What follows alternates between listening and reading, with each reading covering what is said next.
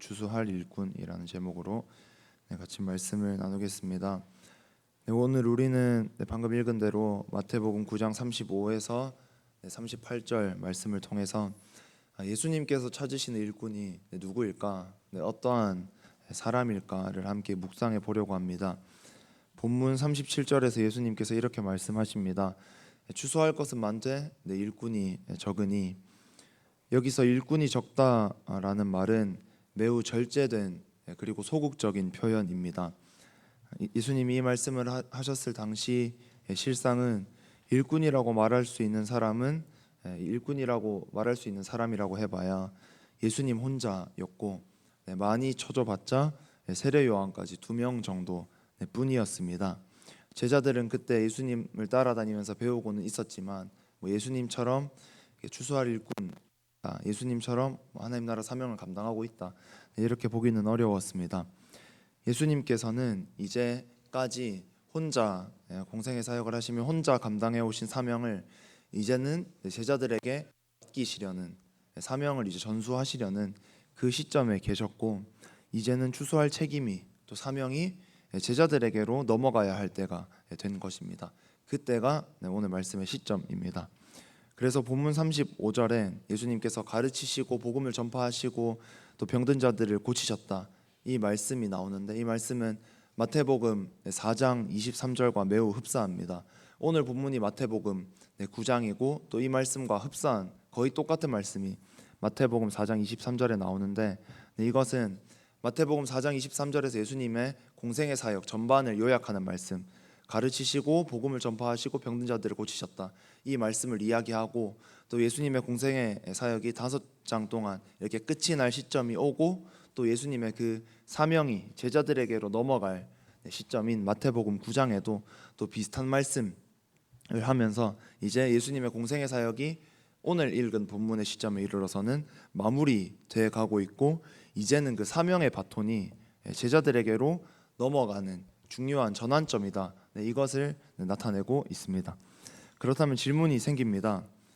예수님께서 그 사명을 이제 제자들에게로 이양하시려는, 전수하시려는 그 시점이 오늘 말씀이라고 했는데, 그렇다면 그 일은 제자들만 감당하면 되는 것인가? 라는 질문이 생깁니다. 당연히 아닙니다. 예수님의 사명의 바톤을 이어받은 제자들처럼 오늘을 살아가는 우리도 그 사명을 이어받아야 합니다. 예수님이 우리에게 주시는 그 명령이기도 한 것입니다. 제자들이 3년 동안 훈련받고 이 사명을 이어받았듯이 예수님을 믿은 지 어느 정도 시간이 지난 우리도 이제 그 바톤을 이어받아야 할 때입니다. 이사야 6장 8절을 보면 내가 여기 있나이다 나를 보내소서 라고 고백했던 이사야처럼 오늘 우리도 예수님의 사명에 부르심에 그렇게 응답할 수 있기를 소망합니다. 나는 과연 예수님이 찾으시는 추수할 일꾼에 합당한 사람인가? 이 추수할 일꾼은 이렇게 이름 많은데 일꾼은 적다, 이런 말씀 우리가 많이 들었는데, 정말 그냥 거기서 그치는 것이 아니라 이 질문을 내 마음에 품고 말씀 앞에서 내가 정말 그곳에 합당한 사람인가를 말씀에 비춰 나를 돌아볼 수 있는 시간이 되기를 소망합니다. 첫 번째로는 내 복음을 전하는 사람입니다. 35절 말씀을 같이 읽겠습니다.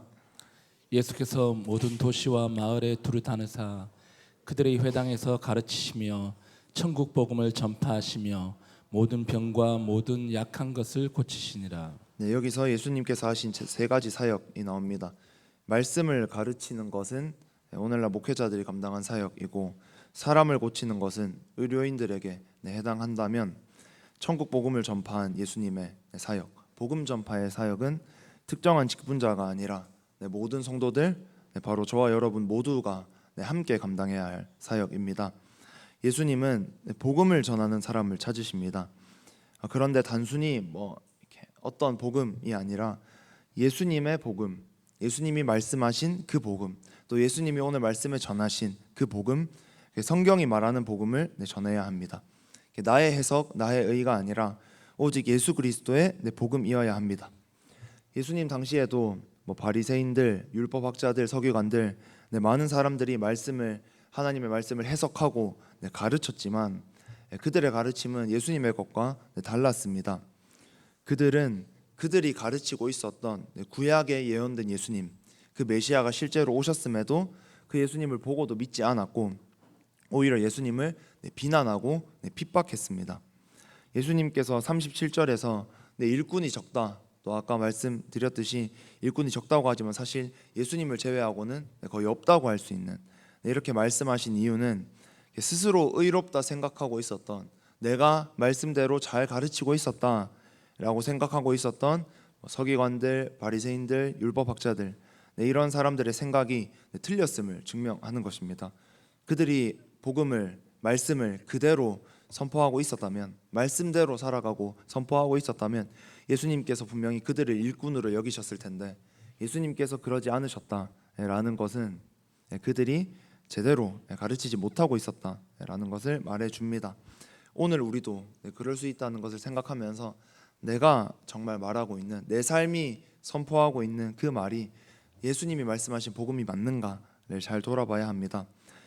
예수님이 오시기 전과 예수님 당시에 바리새인들이 그랬다면, 또 예수님이 제자들을 파송하고 교회가 세워지고 나서도 거짓 사도들, 거짓 선생들이 나타나서 또 갈라디아서 1장에는 다른 복음을 전하는 사람들이 있었음을 경고하는 이런 것을 보는데, 이런 말씀들을 보면서 우리가 기억해야 할 것은 그들 대부분 자신들이 가르치는 복음이 옳다고 믿었다라는 점입니다.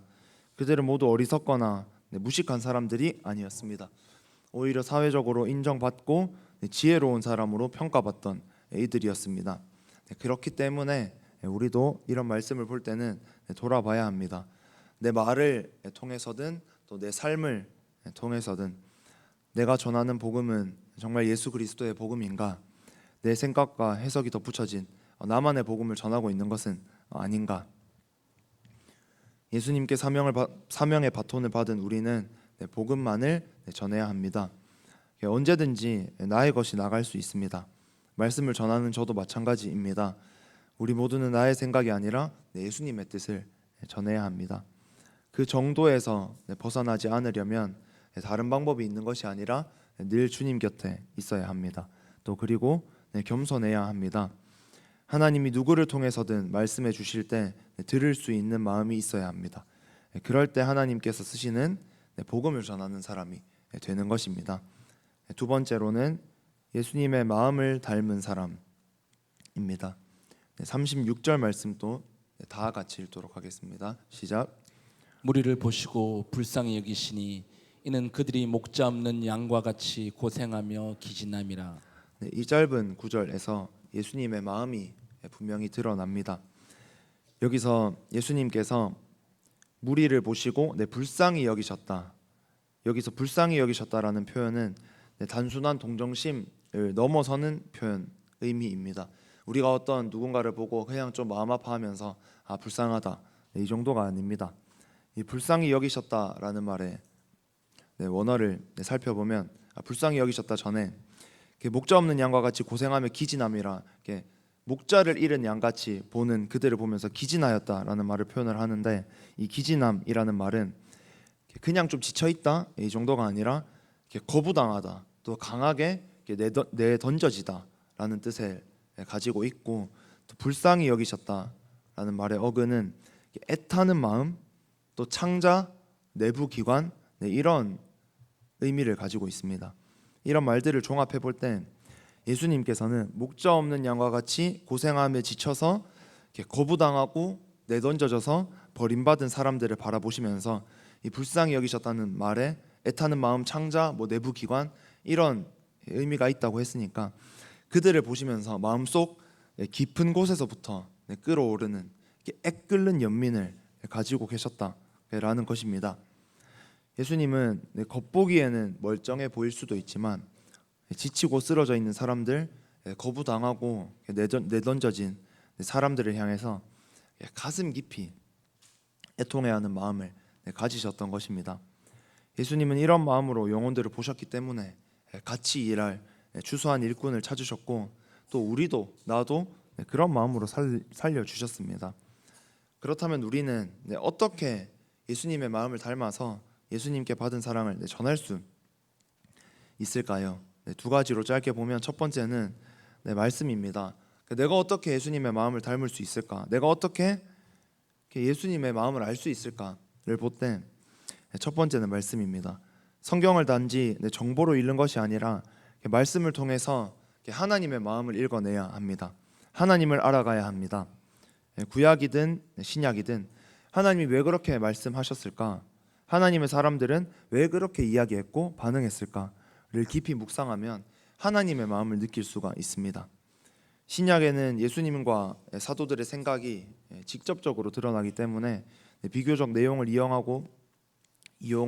이해하고 적용하기가 쉽지만 구약은 좀 어려울 수 있습니다. 하지만 구약을 읽을 때에도 하나님과 하나님의 사람들의 의도, 왜 이렇게 말했을까? 왜 이렇게 행동했을까? 하나님께서는 왜 이렇게 말씀하셨을까? 이것을 더 고민하면서 읽으면 하나님의 마음을 알아가는 재미를 더 느끼며 말씀을 읽을 수 있습니다. 물론 개인적인 해석은 신중해야 하기 때문에 지도를 잘 받아야 하고 강단에서 선포되는 말씀과 나의 해석 및 적용이 너무 다르지는 않은가 이런 것을 잘 점검해야 합니다. 하지만 성경에는 정말 수많은 스토리가 있기 때문에 말씀만 잘 읽어도 하나님을 참 많이 알게 되고 이것이 하나님의 뜻인가 아닌가라는 고민이 우리 안에 참 많을 때가 있는데 그런 많은 고민들 중 상당수가 말씀을 잘 읽고 하나님이 이런 분이시구나, 하나님은 이렇게 일하시는 분이시구나 라는 것만 우리 안에 잘 들어와도 그런 고민 중 상당수가 해결이 됩니다. 두 번째로 하나님의 마음을, 예수님의 마음을 알 수 있는 것은 기도입니다. 기도는 예수님의 마음을 품는 통로입니다. 주님의 마음과 멀어져 살던 우리가 기도를 통해서 하늘로부터 부어지는 하나님의 마음을 깨달을 수가 있습니다. 기도를 통해 내 안에 쌓인 이기심과 분주함, 세상의 가치관들, 이 모든 것이 무너지고 그것들을 다 하나님의 시선으로, 하나님의 마음으로 바꾸게 됩니다. 특히 한 영혼을 품고 기도할 때 하나님께서 주시는 마음이 분명히 있습니다. 그렇기 때문에 우리는 기도해야 합니다. 마지막 세 번째로는 예수님께 사명의 바톤을 이어받으려면 어떻게 해야 할까요? 자기 십자가를 지고 예수님을 따르는 사람이 되어야 합니다. 그런 사람이 예수님이 찾으시는 추수할 일꾼입니다. 추수할 것은 많되 내 일꾼이 적으니, 이 예수님의 외침은 일도 많고 사람도 참 많은데 예수님의 뜻대로 일할 사람이 없구나 라는 뜻입니다. 예수님은 자기 마음대로 일할 사람을 찾으시는 것이 아니라 예수님의 뜻대로 일할 사람을 찾으십니다. 예수님께서 찾으시는 사람은 어떤 사람일까요? 마태복음 16장 24절 아까 같이 읽겠습니다. 시작. 이에 예수께서 제자들에게 이르시되 누구든지 나를 따라오려거든 자기를 부인하고 자기 십자가를 지고 나를 따를 것이니라. 자기를 부인하라 합니다. 자기 부인을 해야 합니다. 이것이 정말 중요합니다. 내가 끊임없이 살아 있으면 아까 말했듯이 예수님께서 말씀하신 복음이 아니라 내 스타일의 다른 것이 나가게 되고 그것으로는 사람을 살릴 수가 없습니다. 하지만 끊임없이 올라오는 나를 내려놓고 예수로 살아갈 때 예수님께서 말씀하시는 그 복음이 나라는 부족한 통로를 통해서 전해질 수가 있는 것입니다. 그리고 자기 십자가를 지고 따르라고 하셨습니다. 이것을 좀 같이 생각하기를 원하는 것은 우리가 십자가도 우리가 참 익숙하게 많이 접하게 되고 십자가를 진다라는 표현도 강단에서도 많이 선포되고 또 우리도 일상생활에서 많이 쓰시는 분들도 있다 보니 오늘 본문 마태복음이 쓰여졌을 당시 이 마태복음을 읽던 독자들에게, 당시 사람들에게 이 말이 얼마나 무겁게 다가오는가, 예수님의 십자가를 지라, 자기 십자가를 지고 나를 따르라 라는 이 말씀이 얼마나 무겁게 다가오는가를 잘 느끼지 못할 수가 있습니다. 오히려 우리는 그들과는 좀 다르게 십자가라는 말에 익숙해져서 때로는 그것을 좀 가볍게 여기기도 하고, 또한 당시 사람들과 다르게 우리는 예수님을 따른다라는 의미에서 십자가를 진다라는 표현을 쓰기 때문에 십자가를 긍정적이고 또 자랑스럽게 받아들입니다. 하지만 십자가는 당시 로마 팔레스타인 지역에서는 노예 혹은 정치범 처형 형태였습니다. 십자가형이 노예나 정치범이 아닌 일반 시민에게, 자유민에게 만약에 실행되었다면 그것은 그들에게 사회적인 수치였고, 또 가족이 만약 십자가로 처형된다라는 것은 그 가문의 최고의 수치였습니다. 우리가 예수님께서 십자가에 달리실 때 공개적인 장소에서 옥벗김을 당하고 매를 맞으신 그 모욕의 과정을 잘 알듯이, 십자가형은 그냥 소리 소문 없이 행해지는 것이 아니라 당시 모든 사람들에게 공개될 수밖에 없었기 때문에 멸시와 조롱을 피해 갈 수 없었고, 십자가에 달리는 그 육체적인 고통만 있는 것이 아니라 자기 십자가의 가로대를 지고 군중의 조롱을 헤쳐가는 그 가두행진의 고통까지 십자가형에 포함된 것이었습니다. 그렇다면 당시 사람들이, 또 제자들이 자기 십자가를 지고 나를 따르라 라는 예수님의 말씀을 들었을 때 그들에게 십자가는 우리가 방금 잠깐 이야기한 이런 의미였기 때문에 예수님의 표현이 그들에게는 분명히 참 과격한 표현으로 들렸을 것입니다. 예수님께서는 이렇게까지 표현하시면서 그냥 적당히 해서는 나를 정말 따를 수가 없다, 적당히 해서는 추수할 일꾼이 될 수가 없다, 내가 찾는 일꾼은 그런 사람이 아니다, 모든 것을 버릴 각오를 하고까지 나를 따르라 라고 하신 뜻이 이 말씀에 포함되어 있는, 숨어 있는 의미입니다. 예수님을 믿고 예수님을 위해서 살겠습니다 라고 결단까지 또 말을 하는 사람들은 꽤 있습니다. 하지만 이 말씀 그대로 자기를 부인하고 자기 십자가를 지고 예수님을 따른다, 여기서 갈립니다. 예수님께서는 단호하게 말씀하십니다. 한 발 예수님께 걸친 사람, 그런 사람이 아니라 온 몸을 던져서 따를 사람을 찾으신다고. 예수님을 따르면 모든 것을 다 버리고 무조건 이러라는 것이 아니라 그 모든 것보다 예수님께서 맡기신 그 사명을 가장 우선으로 할 그런 사람이 필요하다고. 또 이런, 반대로 말하면 이런 사람들만이 진짜 예수님께서 의도하신 그대로 사명을 감당하면서 사람들을 살릴 수 있다고, 추수를 할 수 있다고, 이렇게 말씀하시는 것입니다. 제자들도 처음 예수님의 그 사명의 바톤을 받았을 때는 미숙하고 참 불안했지만 결국 자신들도 십자가의 길을 걸으며 그 사명을 감당했고, 지금은 그들이 순교한 뒤 2000년이 지났기 때문에 그 오랜 시간 동안 예수님과 천국에서 가장 큰 기쁨을 누리고 있을 것입니다. 우리에게도 이 땅에서 참 많은 것들이 이 사명을 감당하지 못하게 하려고 하나님께서 우리 한 사람 한 사람을 처음 지으실 때 분명히 나를 향한 그 큰 뜻이 있으셨고, 나도 하나님께서 지으셨기 때문에 예수님의 그 사명을 다 감당할 수 있는 그런 존재인데, 정말 많은 것들이 우리를 그 사명을 감당하고자 하는 그 삶의 그 열심, 그 결단에서 그 빛을 잃어버리게 하려고 정말 많은 것들이 우리를 공격을 합니다. 오늘은 이것으로, 내일은 저것으로. 그 모든 것에서 그 모든 방해를 이겨내고 예수님께서 말씀하신 사명을 붙들어서 정말 예수님께서 찾으시는 그 한 사람이 되어드리는 우리 모두가 될 수 있기를 진심으로 소망합니다. 예수님은 오늘 또 추수할 일꾼을 찾고 계십니다. 그 사람은 복음을 전하는 사람이고 예수님의 마음을 닮은 사람이고 또 자기 십자가를 지고 예수님을 따르는 사람, 그 사람을 찾고 계십니다.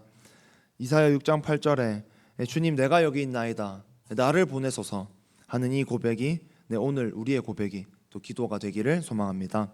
같이 기도하겠습니다.